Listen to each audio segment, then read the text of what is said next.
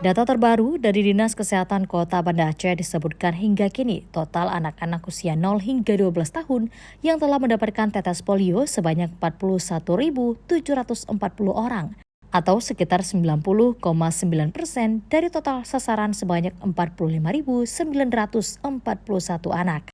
Data itu hasil rekapan kumulatif dari 11 puskesmas di Kota Banda Aceh hingga tanggal 10 Januari 2023. Puskesmas Kuta Alam dengan persentase terbesar 107,8% dan terendah Puskesmas Celingke dengan total cakupan 67,1%. Sementara itu hingga kini Dinas Kesehatan Kota Banda Aceh belum mendapatkan laporan soal adanya kejadian ikutan pasca imunisasi atau efek samping dari vaksin polio selama pelaksanaan Supin Polio di Kota Banda Aceh.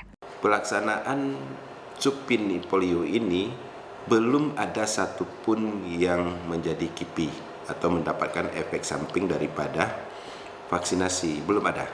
Jadi tidak usah takut kepada orang tua, kepada guru yang sudah kita laksanakan seluruh Aceh hari ini, belum ada satupun dilaporkan terjadi KIPI. Artinya kesimpulannya aman.